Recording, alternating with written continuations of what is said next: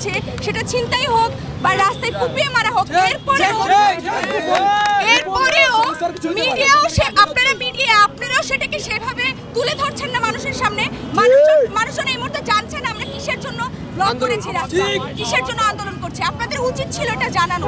একটা প্রাণ হলে তো প্রাণ, এই যে মানুষগুলো মারা যাচ্ছে তাদেরকে মেরে ফেলা হচ্ছে, প্রশাসনও কোনো ভূমিকা পালন করছে না, তাদের কোনো টনক নড়েনি, স্বরাষ্ট্রমন্ত্রী চুপচাপ। আমরা এই মুহূর্তে দুটো জিনিস চাচ্ছি, একটি হচ্ছে বিচার নিশ্চিত এবং আরেকটি হচ্ছে নিরাপত্তা নিশ্চিত।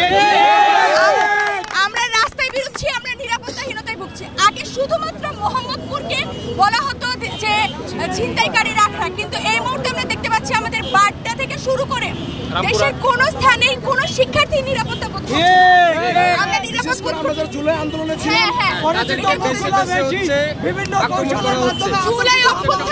ছিল, জুলাই অভ্যুত্থানে যারা ছিল সেই মুখগুলোকেই সম্ভবত আক্রমণ করা হচ্ছে বিভিন্ন কৌশলে।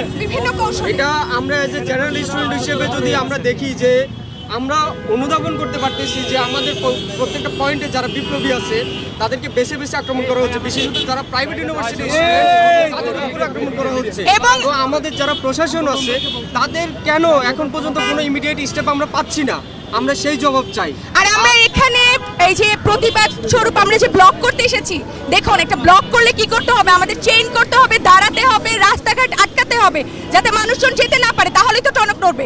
কিন্তু সেই জায়গা থেকেও আমি বলতে বাধ্য হচ্ছি প্রশাসনের দুর্বলতা দেখছি আমরা। তারা এসে বলছেন আপনারা শান্তিপূর্ণভাবে আপনাদের কাজকর্ম করে যান। আমরা শান্তিপূর্ণভাবে যদি করতে পারতাম তাহলে তো আমরা ফেসবুকেই আন্দোলন করতাম, তাই না? প্রশাসন যদি স্ট্রং হয় সেক্ষেত্রে তারা রুট পর্যায়ে স্ট্রং হোক। যেখানে শিক্ষার্থীদের উপর হত্যা করা হচ্ছে, তাদের উপর অ্যাটাক করা হচ্ছে, আমাদের এখানে সেখানে আওয়াজ তোলেনি কিন্তু আওয়াজ তুলছে আমাদের এখানে এসে।